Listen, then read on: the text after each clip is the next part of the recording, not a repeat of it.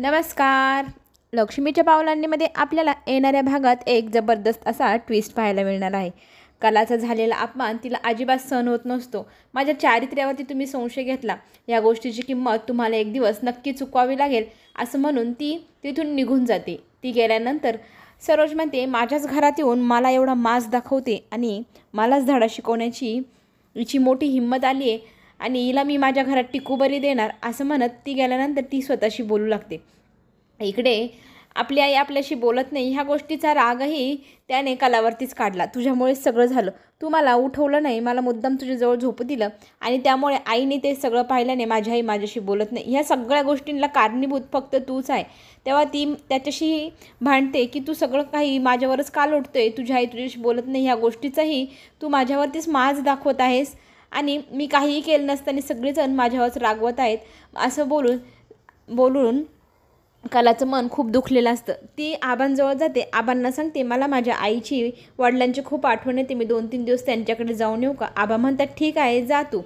ऑफिसला गेल्यानंतर तिथे ना चंद्रनाथन सर येतात. ते आल्यानंतर मग पुढे काय करायचं म्हणून ते चर्चा करू लागतात. स्वामीनाथन सर म्हणतात, आता आपल्याला नव्याने जोमाने जोरदार काम करावे लागेल. वेगवेगळ्या डिझाईन्स आता मी जसे सांगतो तशा लवकरात लवकर बनवायला हव्या. पुढे आपल्याला भरपूर कामं आहे. आता ते सगळं साध्य करायचं असेलच ना आपल्याला, तर लवकर डिझाईन तयार करावं लागेल. मला 1-2 दिवसामध्ये काही डिझाईन हवे आहे, त्यांच्यात काहीतरी चेंजेसही हवे आहे. ते सगळे ते समजावून तो अद्वैतला सांगतात आणि अद्वैतला सांगतात, तुमच्या डिझायनरकडनं हे 1-2 दिवसामध्ये बनवून घ्या आणि मला लवकरात लवकर पाठवा. आता हे सगळं सानिकालाही माहीत असतं. मग ती लगेचच फोन करते कलाला आणि कलाला सांगू लागते की आपल्याला आणखी काही डिझाईन बनवायचे आहेत, ज्याच्यामध्ये काही चेंजेसही करायचे आहे. तेव्हा मी तुम्हाला सांगते तसं तुम्ही 1-2 दिवसात बनवून द्याल का? असं सानिका बोलत असतानाच तिकडनं कला म्हणते, माझी तब्येत बरी नाही, मी 1-2 दिवस काहीही करू शकणार नाही.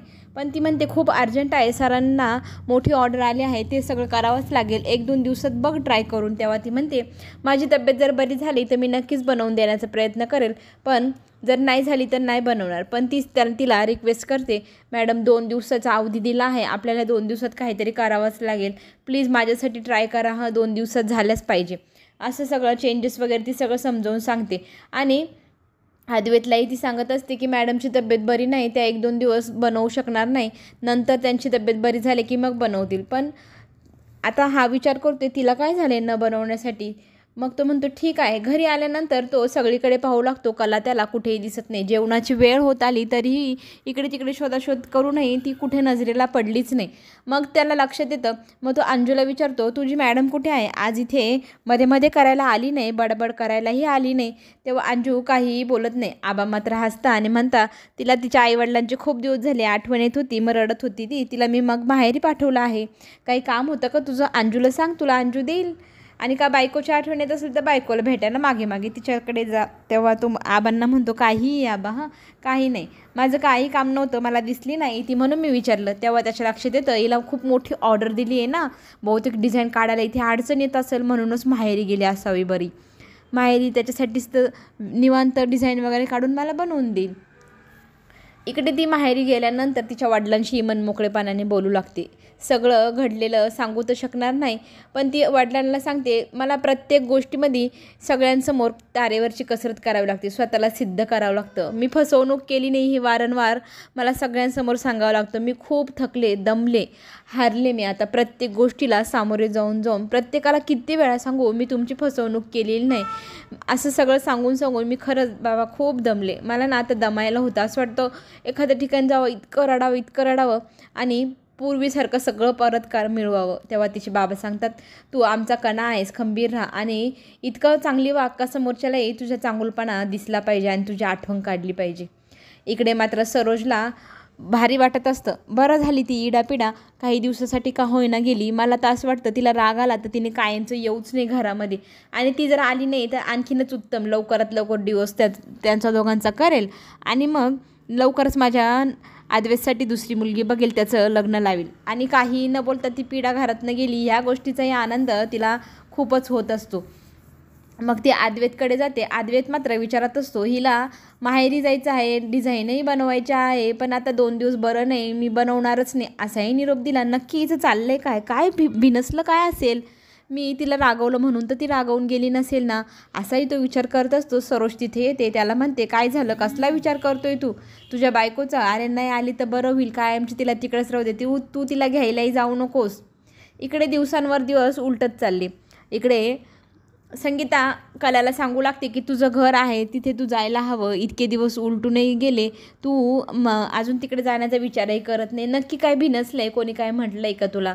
तेव्हा कला समजून सांगते, मला ना कोणी काही म्हटलं नाही, मला तुमची खूप आठवण येत होती, 1-2 दिवस इथं राहावं वाटत होतं म्हणून मी इथे आले. माझं मन ज्या दिवशी होईल जाण्याचं त्या दिवशी मी नक्की सासरी जाईल, तुम्ही अजिबात टेन्शन घेऊ नका, असं ती आईवडिलांना समजवत असते. आणि वडीलही म्हणतात, तुझ्या मनात काय असेल तर आमच्याशी मनमोकळेपणाने बोल. पण कला काहीही सांगत नाही त्यांनाही. आणि दिवसांवर दिवस रोजच उलटत चाललेले. असं करत करत कितीतरी दिवस उलटून गेले. एक दिवस मात्र आद्वैतने हट्ट केला, आज मला तुमच्याच घरी राहायचं आहे. त्यालाही पाहायचं आहे की ही इतके दिवस झाले माहेरी येऊन राहते आणि काम तर करतच असेल ना इथे, आणि ऑफिसमध्ये तर अजून काहीच काम पाठवलेलं नाही, तब्येत बरी नाही म्हणून. मग तो त्या दिवशी तिथेच राहतो, रात्रभर जागरण करतो. ही नक्कीच उठेल आणि कुठेतरी जाऊन डिझाईन बनवेलच बघण्यासाठी, पण पूर्ण रात्र उलटून गेली. रात्रीचा दिवस कधी उगवला तेही कळलंच नाही. पूर्ण दिवस रात्रभर जागा राहून तिच्यावर लक्ष ठेवलं, तिने एकही डिझाईन बनवले, नक्की बिनसलं आहे काय, अशा विचारामध्ये तो असतो. आंघोळ करण्यासाठी आलेला असतो, पण आता गरम पाण्यात थंड पाणी. मग ते थंड पाणी विहिरीतून कला काढून देते आणि इथे राहू नको जास्त दिवस, तुझ्या घरी परत जा, मी काही येणार नाही असंही समजावून सांगते कला त्याला. पण तो म्हणतो नाही मी राहणारच. असं करत तो 2 रात्री तिथेच काढतो, तिच्यावर लक्षही ठेवतो. पण 2 रात्री उलटून गेला तरीही काहीही झालं नाही, ने डिझाईने बनवल्या नाही. नक्की भिनसलं काय म्हणून आता तो थेट तिला विचारण्यासाठी गेला. तेव्हा तो म्हणतो, तू जो प्रश्न मला विचारतोय ना, तू एकदा तुझ्या आईला घरी जाऊन विचार, काय झालं आहे कलासोबत, कला का आपल्या घरी परत येत नाही आणि तू नक्की काय केलं आहे. तुझी आई तुला ह्या सगळ्या प्रश्नांची उत्तरं देईल. आणि ती त्याला तिथून जाण्यासाठी सांगते. आता आद्वैतचं खूपच विचारात पडला, नक्की झालं काय, ती तर सांगायला तयार नाही. तो घरी येतो. घरी आल्यानंतर तो त्याच्या आईला जरा स्पष्टच विचारतो, आई तू काय म्हटली आहे कलाला, तू मला सांग, कला आपल्याला सोडून का गेली, ती घरी येण्यासाठी तयार नाही, नक्कीच काहीतरी झालं असेलच ना. तेव्हा त्याची आई त्याला सांगू लागते, मी अशा पेपरवर तिची सही घेतली.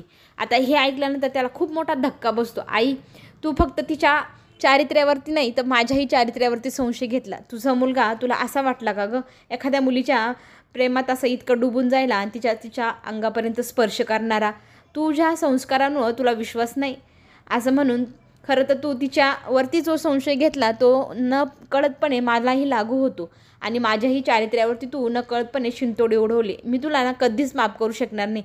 इतके दिवस तू माझ्याशी बोलत नव्हती, मला वाईट वाटत होतं आणि मी काहीतरी चूक केली असं मला सारखं अपराधीपणाची भावना येत होती. पण आता खरं सांगतो, तू जे वागले आहेस ना ते खूपच लाजिरवाणं आहे आणि मला त्या गोष्टीचा पश्चाताप नाही. आता तू माझ्याशी बोलली नाही तरी चालेल असं म्हणून तो तिथून निघून जातो. आणि मात्र ही सरोज इतकी आतल्या गाठीची, हिने काही हिचा हेकेखोरपणा काही सोडलेला नाही आणि मी कोणासमोर झुकणारही नाही, मी काही चुकलेलीही नाही अशा ॲटिट्यूडमध्ये वावरत असते. तिला ना खरं तर ह्या गोष्टीची इतकी जेलिसी आहे की आपला मुलगा एखाद्या बाईकडे आणि एखाद्या व्यक्तीकडे जाणार हे पाहूनच तिच्या मनात वाईट वाटत असतं. आणि काय तू कितीही त्याचे 2 लग्न कर, 4 लग्न कर, पण जर तुला नवरा बायको हे जर पाहवतच नसेल तर तू काहीही मुलाला सुख देऊ शकणार नाही. तुला तुझ्या मुलाच्या आसपास कुठलीच बाई सहन होत नाही अशी ही सरोज. आणि तिलाही मोठा माज, बरं झाली ती मुलगी निघून गेली, बरं होईल ती परत आलीच नाही तर. इकडे मात्र आद्वैतला ह्या गोष्टीचं फार वाईट वाटत असतं. तो आता कलाची माफी मागणार, तिला घरी येण्यासाठी विनंती करणार. पुढे जे काय होईल ते पाहणं खरंच रंजक ठरणार. ते पाहण्यासाठी आपण चॅनलला नक्की सबस्क्राईब करा. नवनवीन व्हिडिओ तुमच्यापर्यंत आम्ही लवकरात लवकर घेऊन येऊ. चला तर मग पुन्हा भेटू. धन्यवाद.